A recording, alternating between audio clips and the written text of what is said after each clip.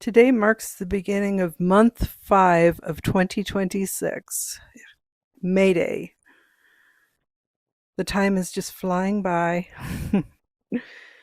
I have not gotten any work done today. Yesterday I did finish the first draft of Battleborn Bride, and I have my edits back for Restless Spirits 2.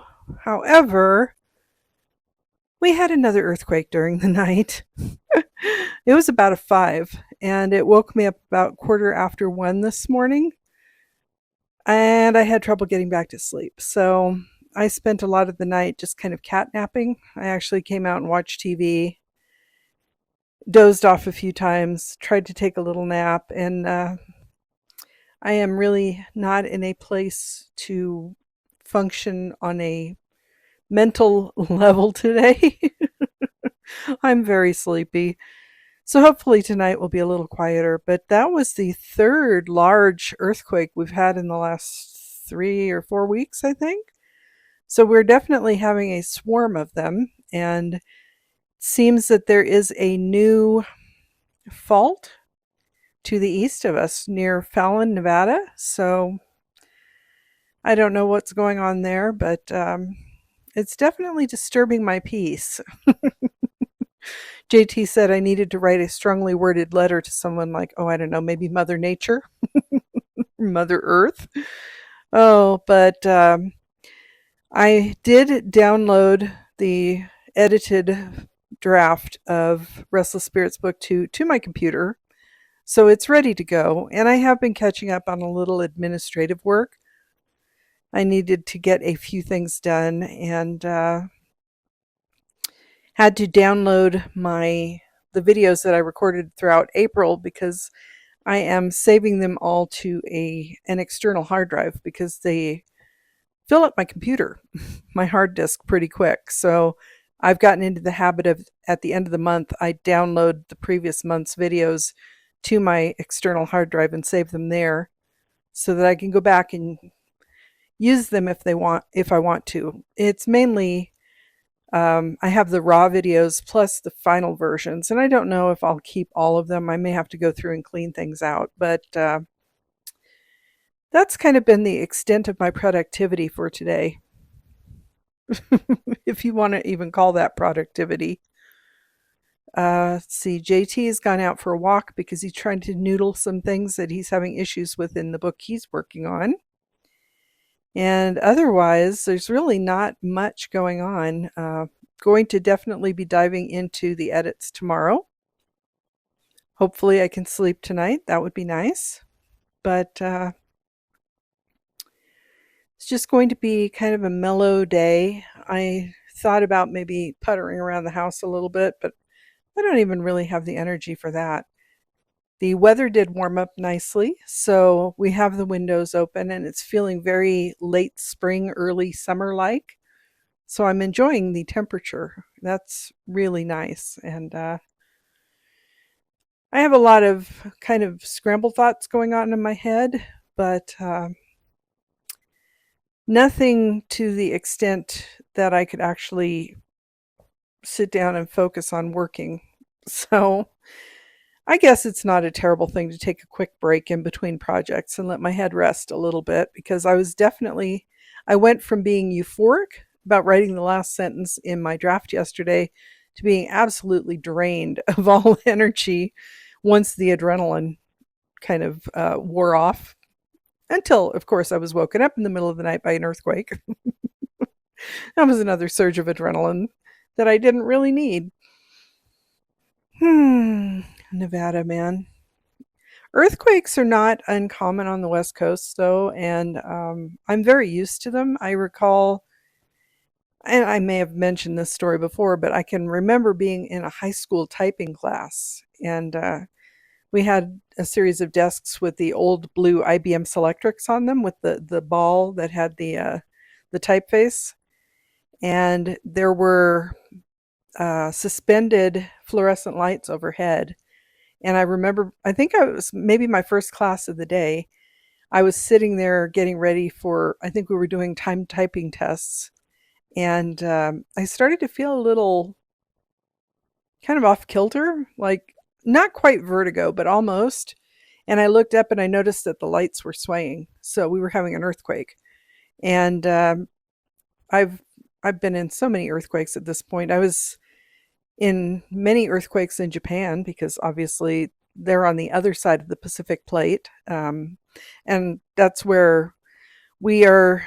See, we're on the east side of the Ring of Fire and the Pacific plate. So that's why this area is so tectonically active. There are also a lot of active volcanoes kind of going up the west coast. They're somewhat dormant, but I mean, they the experts say that some of them could go off at any time. One of the more famous of them being Mount St. Helens that blew in 1980 or 81. And actually, I think it was 81. I think I was living in Nevada at the time that erupted. So there was a lot of ash and everything, not as much as up in Washington State because that's couple states north of us. But we've had our share of ground shaking due to tectonic and volcanic activity in the area, and it's just something that don't tend to think about too much. The little, 2, 3s aren't too bad, but when something is as big as a 5, it can really get things shaking. And what happened, I'm not sure if the movement woke me up because it was actually shaking the bed, but also we have a brass headboard that tends to creak when we roll over and stuff, which I'm used to. But it was such a, sometimes an earthquake can be a jolt, like a quick, sharp movement, and sometimes it's more of a roll. So this was more of a rolling one, and it felt like it lasted for a while. So I heard the headboard creaking. I heard my lamp kind of rattling because I have one of those, it's like a legal kind of, I consider it a legal lamp with the green shade and the chain hanging down. So that was rattling and the house was creaking, and there was definitely a lot of noise and motion going on. So that's what woke me up. And there were actually two. They were back to back. One was a 4.7, I think, and one was a 5 within about 2 minutes of each other. And they were the epicenter of the two of them, I think, was within a couple miles. The epicenter is probably 40 or 50 miles from us, but it definitely, we felt it here. So I'm sure it was much stronger over in Fallon. So just one of the joys of living in this part of the country and the world. Now, I've also lived in the Midwest where you don't get a lot of earthquakes, or any that I recall, but definitely had tornadoes out there, and I did not enjoy the tornadoes and blizzards. I mean, we can have some pretty decent snowstorms here, but a Nebraska blizzard is a whole different ballgame. So, um, had my share of different natural events. Been in typhoons. We were in a typhoon in Japan. Um, we actually lived in a Japanese apartment at the time, and it had a kind of like, it was almost like a garage door, a rolling metal garage door that you see them a lot on storefronts. But this was actually over the, we had sliding doors onto a small patio behind our apartment because at that point we lived off base. And it was a traditional Japanese apartment with a shoji doors and tatami mats on the floors, and this metal kind of garage door type of thing that we had to shut. And we had it on the windows as well. So we shut the glass so that it was protected from the typhoon. And there was some flooding. It wasn't terrible, but definitely had some adventures over the years. And also, we lived near, I mean, not really close to, but we were in the vicinity of Mount Fuji, which is also a volcano. So I've spent a lot of my life around volcanoes and earthquakes and things like that, and tornadoes. I've never been in a tornado, but we did see one forming at one point. And at that time, we were living on a base in Nebraska, We were in I guess you would call it a fourplex. There were four townhouses kind of, and we had a communal basement beneath them where each person had an enclosed section of basement where we could store things, but there was also a large open area. And probably several times a year we would end up down there. Someone would bring a weather radio or a battery operated radio downstairs, and it was normally like March. I feel like it was always during March Madness with basketball, because everybody would be listening to basketball, and I'm just kind of like, I'm not a basketball fan, so I'd be thinking, oh, I just want out of here. But there was one time in particular where it was pretty close to where we were. We were actually south of Omaha along the Missouri River. It's in what is called Sarpy County, Sarpy, at Offutt Air Force Base. And those houses don't exist anymore. JT took a trip through there a couple of years ago, and he found that they'd all been torn down, as well as the apartment we lived in when we were first married, but not relevant to the story. We were actually down in the basement, and I was looking around for JT, and I didn't see him anywhere. So I went to the stairs, and I saw him standing at the top of the stairs looking at the sky. And we could see the swirling motion of the tornado forming, and the sky was the most interesting, like thunderclouds. You get that dark gray ominous look for thunderstorms, but this was that, plus there was like this really weird green hue. It was almost not quite pea green, but pretty close to that. It was kind of a sickening look, and you could kind of feel the atmosphere shifting as the tornado formed. I don't know that it ever touched the ground around us. Since we were close to the river, it may have like bounced over into Iowa, but I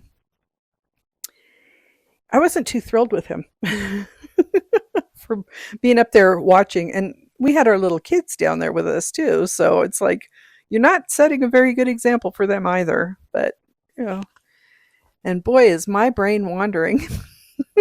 It went from earthquakes to volcanoes to typhoons to tornadoes. And like I said, I've been through a few things, and big fires too. We had a very big fire here in Carson City that we lived pretty close to. The foothills of the Sierra Nevada, the west part of Carson City actually kind of goes up into the foothills. And there is an area up there called it's Kings Canyon. So we have King Street that goes up, and then Kings Canyon used to go over the Sierra Nevada into California. It was an old wagon road.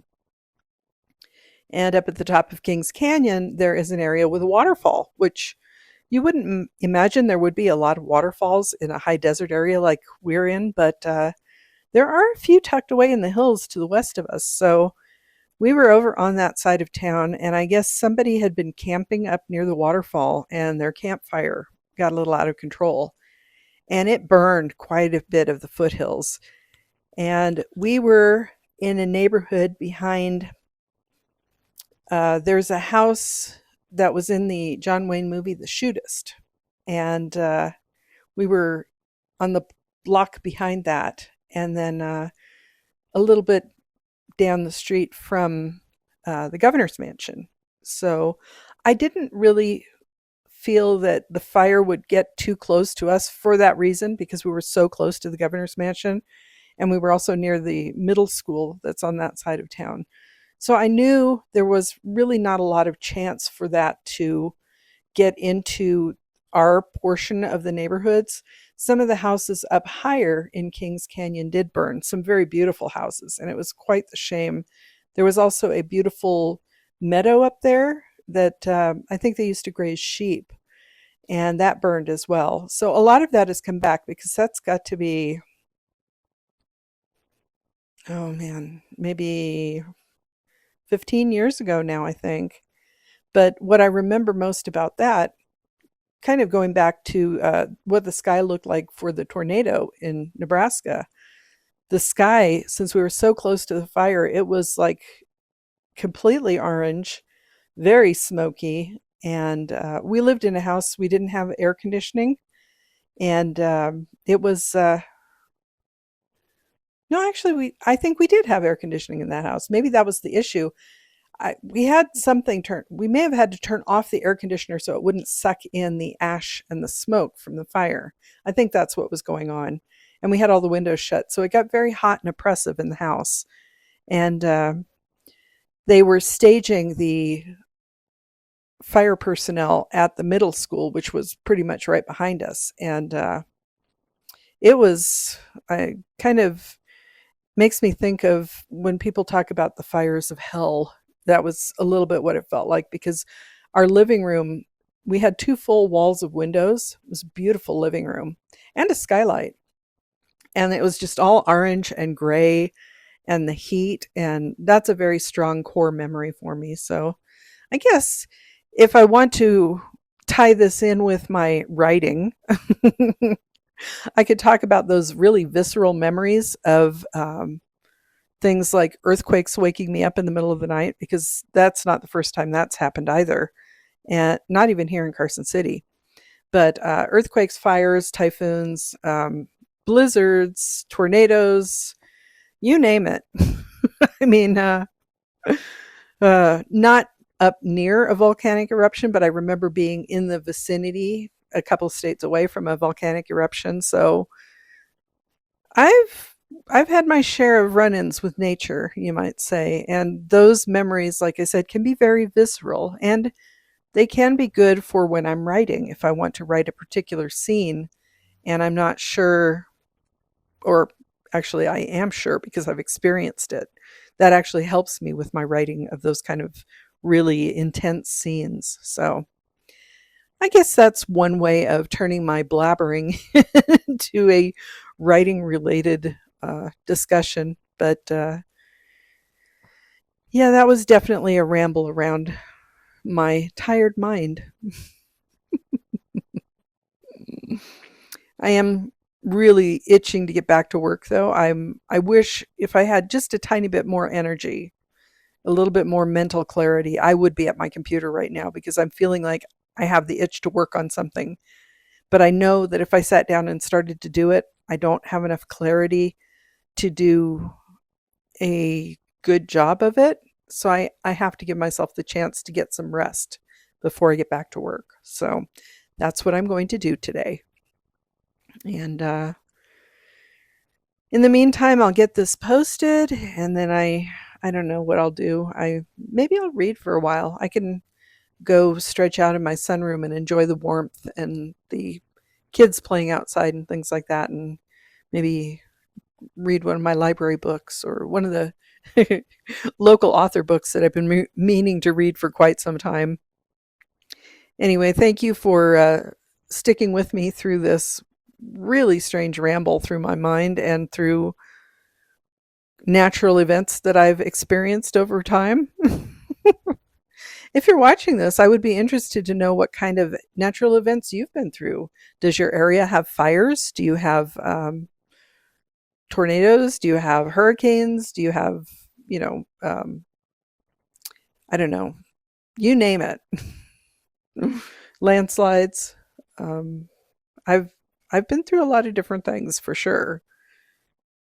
So I'd be interested to know what kinds of things you've been through, and what do you have really strong memories of any particular event that you experienced? Because as you can tell, I definitely do.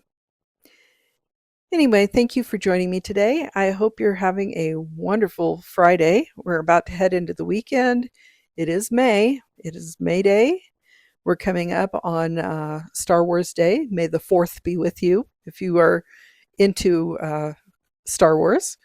We're also coming up on Cinco de Mayo, and a lot of people like to celebrate that. So we definitely have a lot of fun activities coming up in the near future. So I hope you have some enjoyable plans for the weekend going into these upcoming celebratory days.